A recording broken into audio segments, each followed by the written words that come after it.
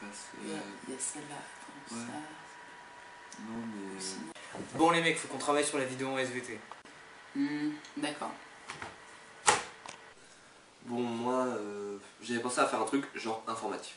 Un peu comme un reportage, quoi. Vous voyez le truc?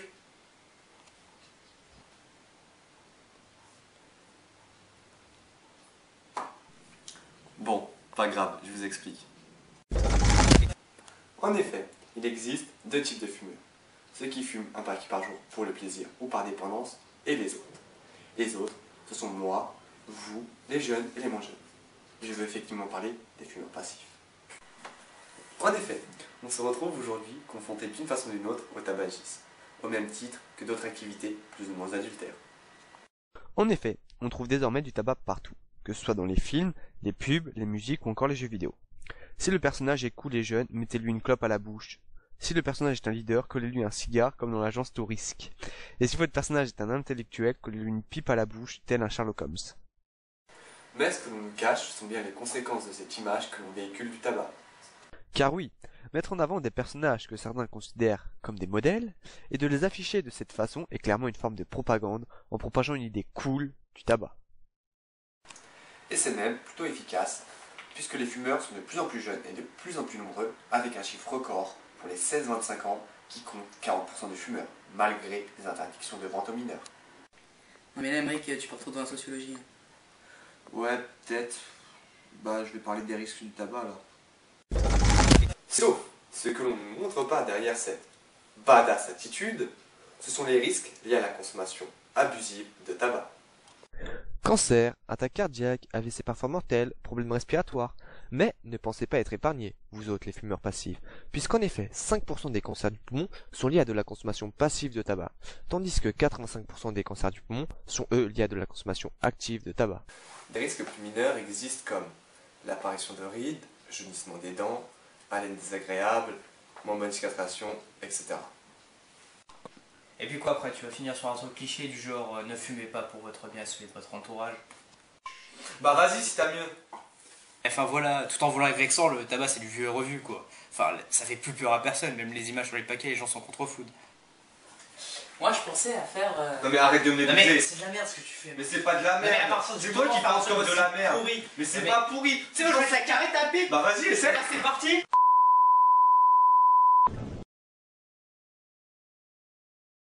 Ouais, moi, j'avais pensé à... Allez, vous faites quoi, là? Ah ouais mais non, là faut qu'on y aille là, parce que enfin voilà, il est tard et enfin, on est crevé. Ouais. Il est que 16h. Puis il y a le week-end double XP. Alors on peut faire ça demain.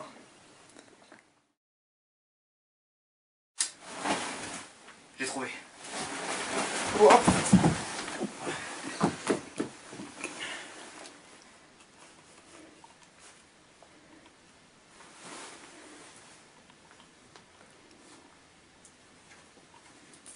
Corentin, je te réveille. On va dire que non. Tant mieux. Bon, tu veux quoi? J'ai une idée pour le truc de SVT. Et ça pouvait pas attendre demain qu'on se voit? Non, j'allais oublier sinon. Tu sais que le manque de sommeil peut entraîner de graves problèmes au niveau de ton système immunitaire, ainsi que sur la régulation de ton appétit et sur celui de mon transit intestinal qui sont trop accélérés. Ouais, c'est pas faux.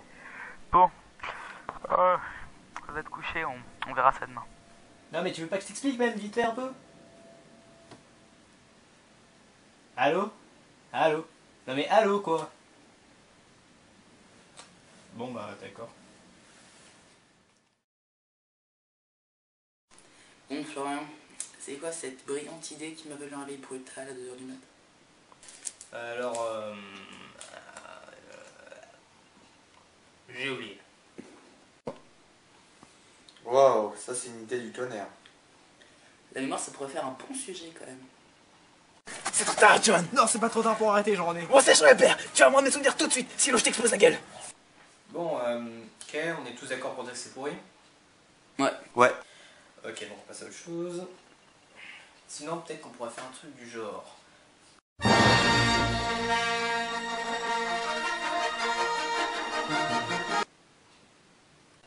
Bon, d'accord, alors cinéma américain, c'est pas le truc.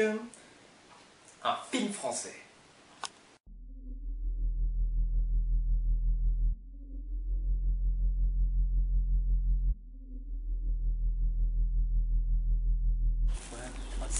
Ce mec il sert à rien. Non mais tellement. Merci d'être venus les mecs. Ça va Florent? T'as pas l'air bien. On dirait t'as la gastro. T'es tout pâle. Écoutez, vous savez que je toussais depuis pas mal de temps. Et ça allait plutôt bien jusqu'à ce que je m'effondre si pire André. C'est ce que je disais. T'as la gastro. J'ai pas la gastro, Emmerich, c'est sérieux. Je suis allé chez le médecin et il m'a fait une radiographie pulmonaire. Et donc? Je sais pas comment vous le dire. J'ai un cancer du poumon. Je sens le souffle coupé. Je commence la chimio lundi. La chimio? Ouais, tu sais, c'est le procédé qui permet de faire régresser la tumeur jusqu'à ce qu'elle soit opérable, je crois. On peut faire encore plus français. Je crois que c'est bon de vous dire aussi que... Je crois que j'ai le sida, les mecs. Puisque tout le monde révèle quelque chose. Corentin, je suis ton frère.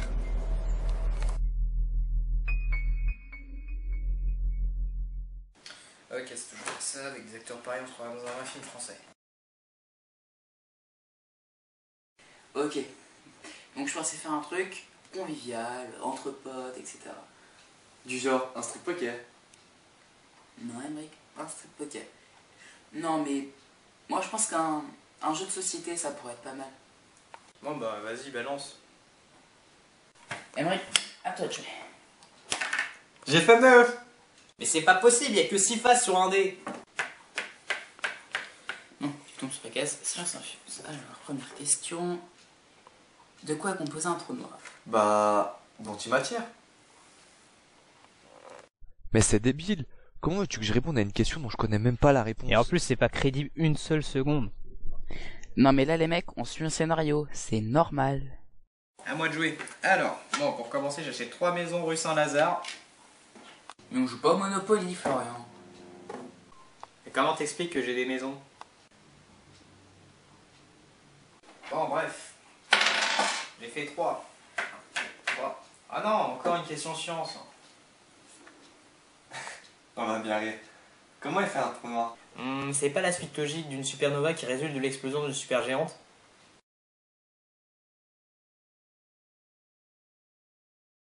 C'est le dernier stade d'évolution d'une étoile. Si tu veux, le soleil c'est genre une étoile et une supergéante c'est 70 fois plus gros.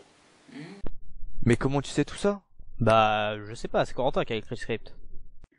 Bon, laisse tomber, Emmerich. À moi. Ah, c'est bon, calme-toi. Ah.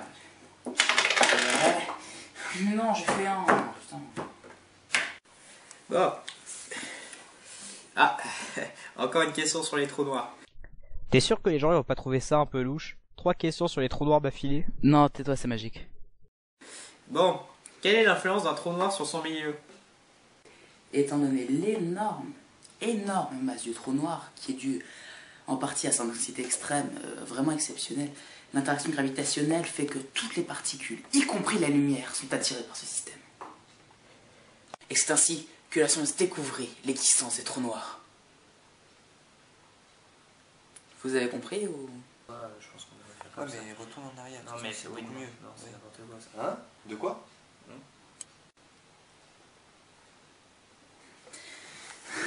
On abandonne. Attention. Oui, c'est horrible. Il faut rien. Bon les mecs, j'avais repensé un truc pour la vidéo. Et si on faisait une vidéo dans une vidéo?